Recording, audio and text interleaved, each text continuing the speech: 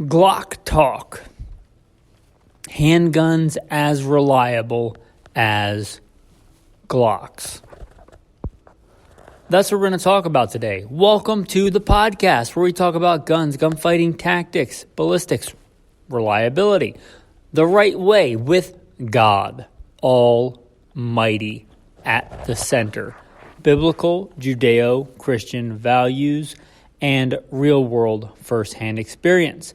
I am blessed to serve you as host, military, law enforcement, private security, contracting, competition shooting, firearms, and combat instructor, military, law enforcement, private security, contracting,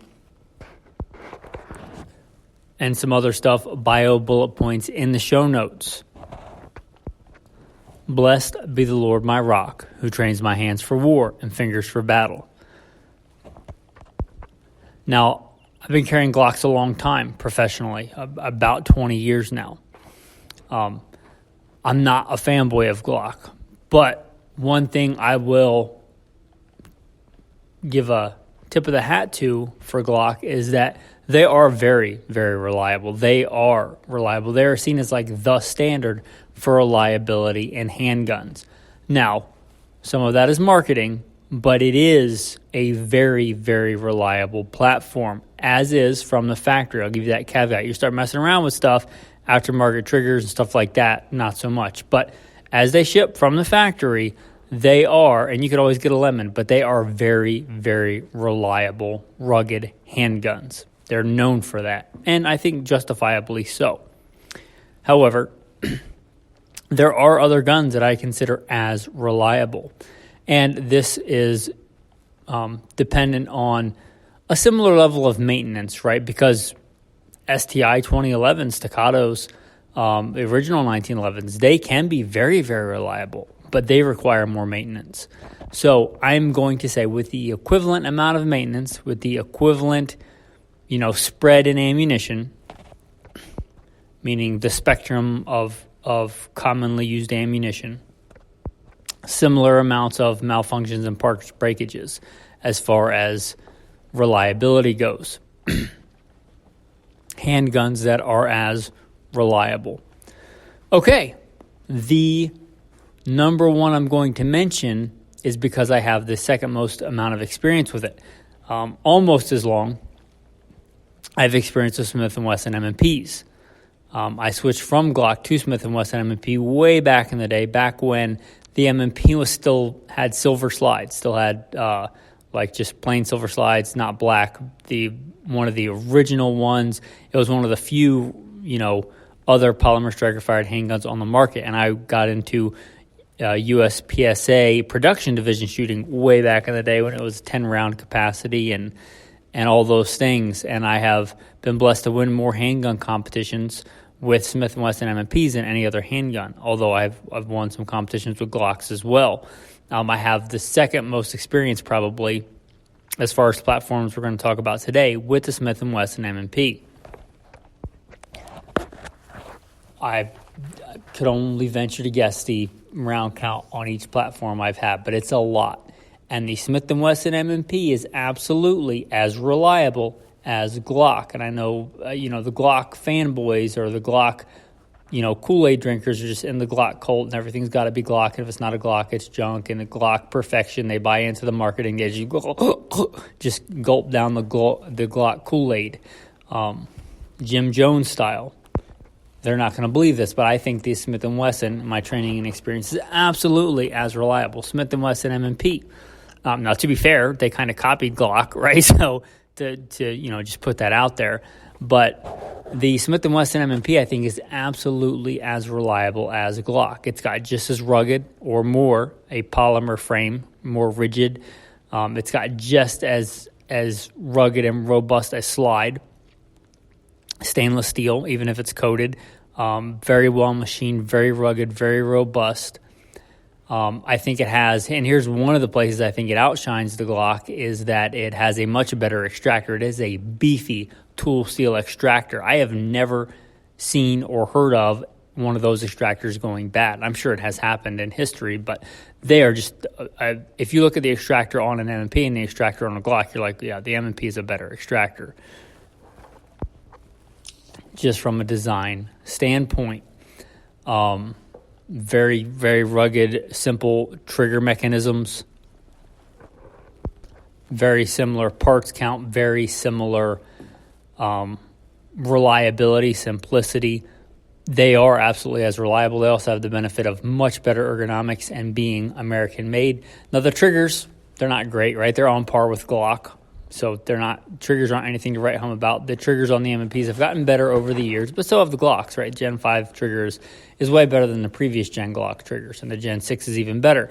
And the Smith & Wesson M&Ps have also improved their triggers over the years, but I would say triggers are probably on par.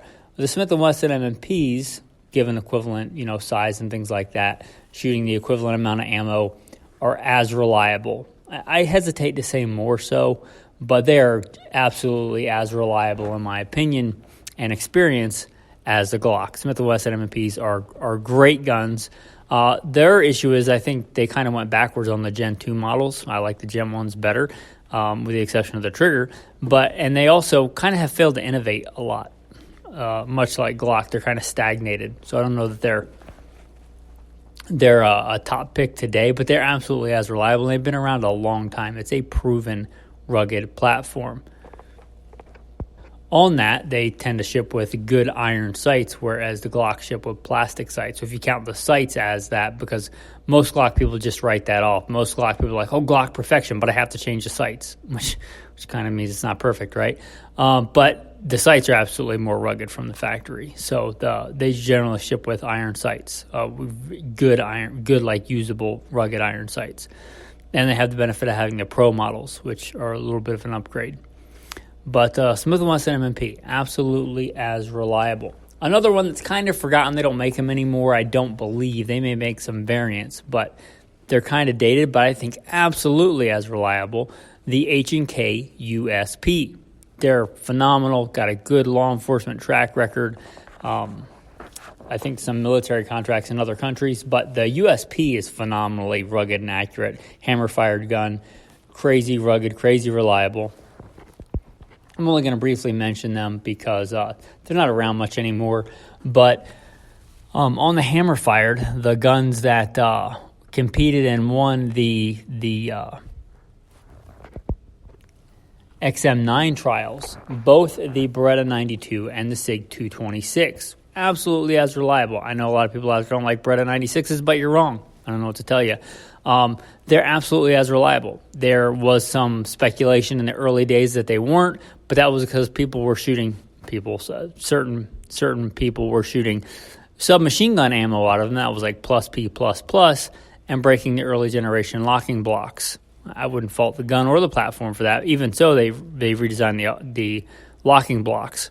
But the Beretta 92s are absolutely reliable, rugged guns.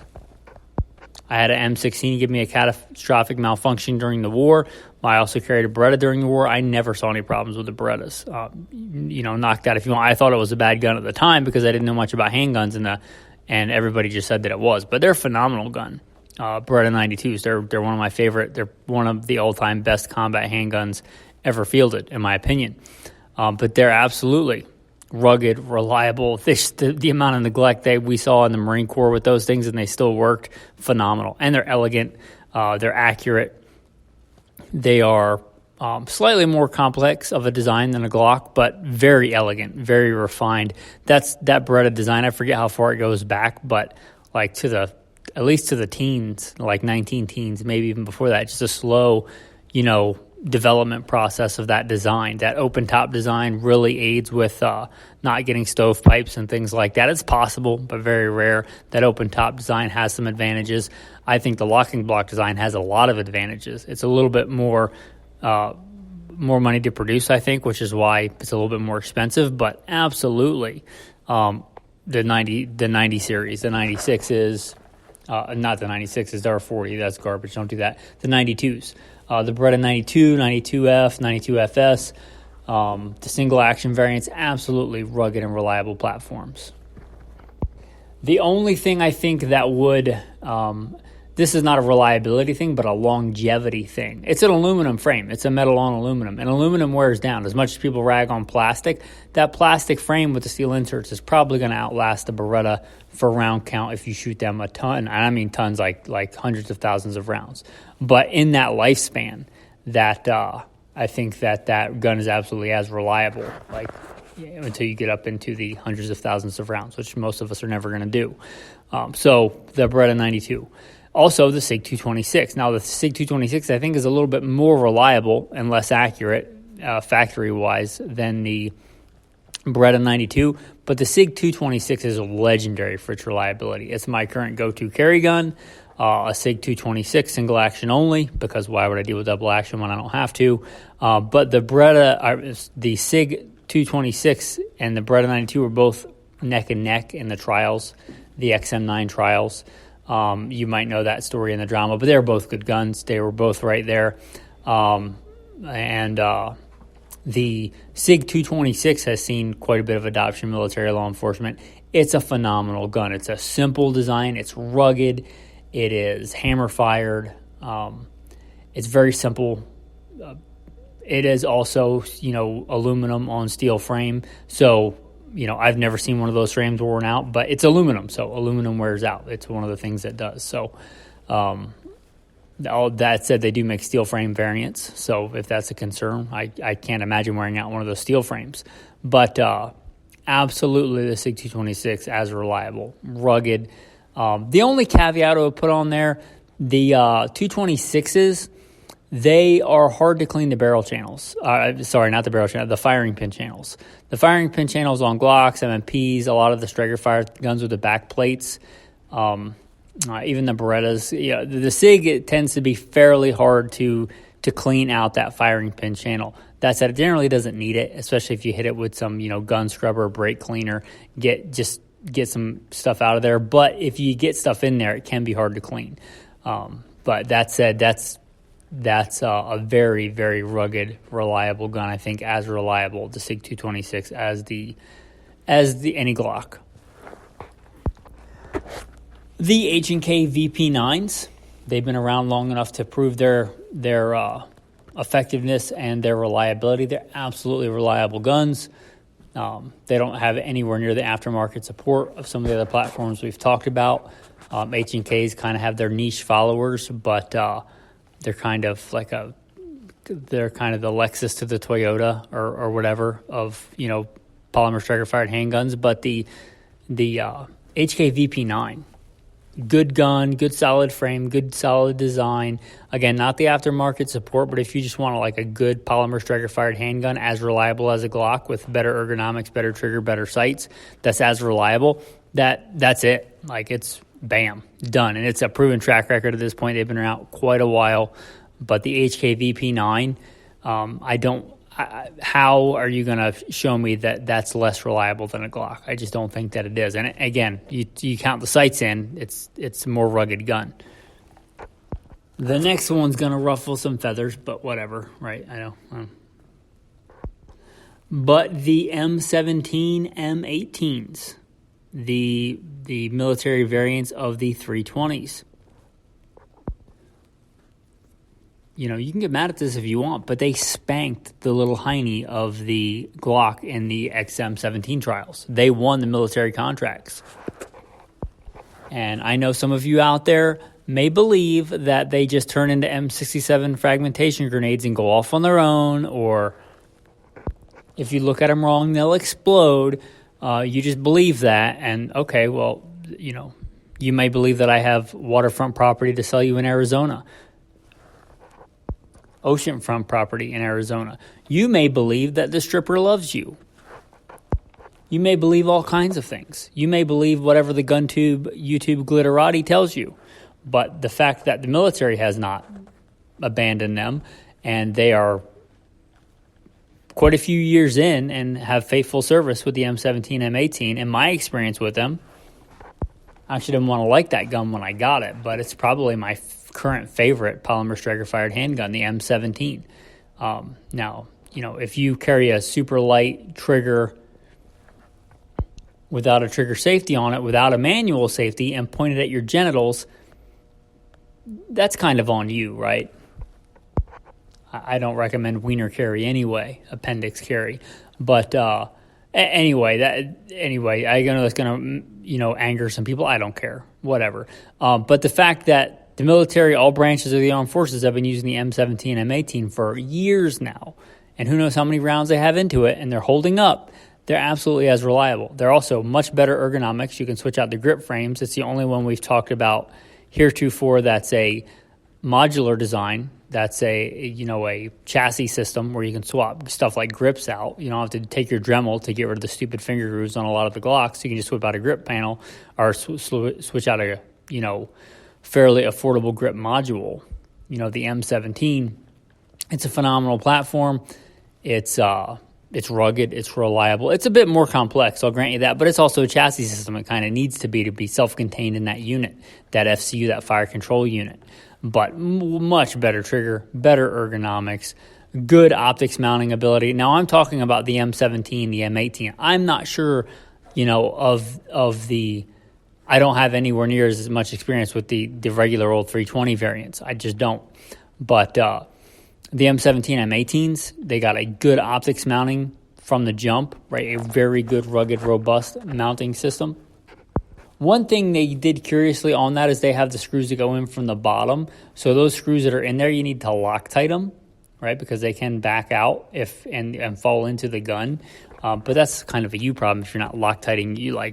Blue Loctite is your best friend if you're into shooting, or one of your best friends. So spend the $6 on Blue Loctite if you're gonna put an optics mount on there. But they have a really good optics mounting system from Jump. If you count the optics mounting system, way better than a Glock MOS system. I don't know about the brand new Gen 6 optics mounting system, but if you count the optics mounting system, it's a good system. So good finishes on the M17, M18, good material, good quality. Very durable, very rugged, very easy to clean, very good triggers, very good ergonomics, on par price-wise with a Glock. So, yeah, I think the M17, M18 deserves to be on this list. Another thing I should mention on this platform and many of the other ones I mentioned, the magazines. I actually don't like Glock magazines. They're way fatter and nastier than they need to be. I don't think that polymer coating on the outside of the magazine does anything other than make it bigger and bulkier than it needs to be. They're also a pain in the butt. They even make specialty tools to take off the base pad of a Glock magazine. If you're thinking about doing that, probably don't.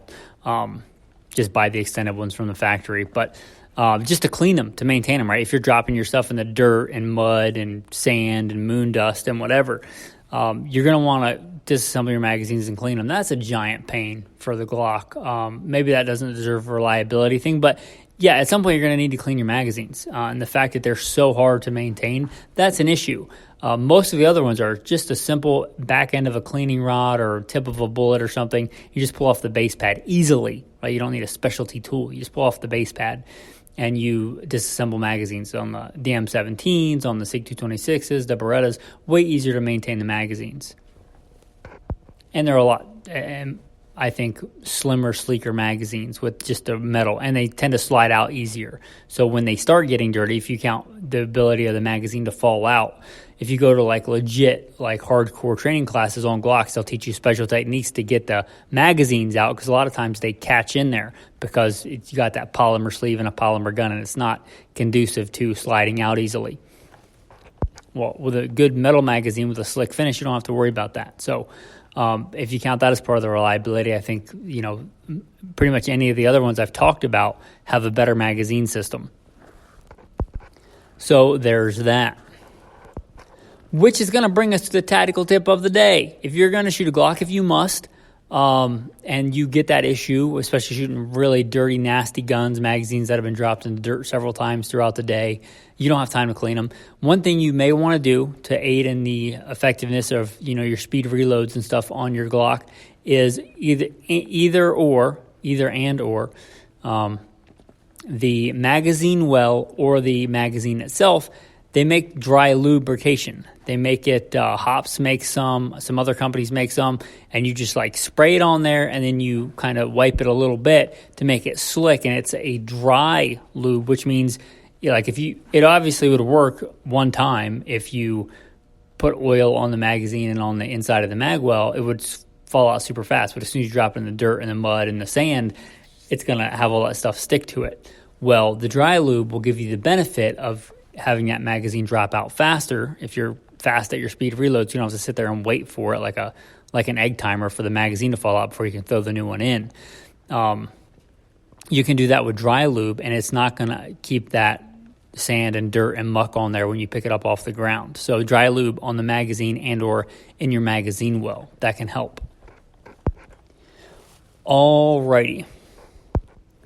Your tactical verse of the day. But will God indeed dwell on the earth? Behold, heaven and the heaven of heavens cannot contain you. How much less this temple which I have built? God is omnipresent. He is everywhere, all the time. We might go to certain buildings to gather together to worship God and all that, but God is not contained in a building, right? God is everywhere. He is all present, almighty, all knowing. It's good to reflect, hopefully often, on the might and magnitude of our God. With that, thanks for listening and have a blessed day.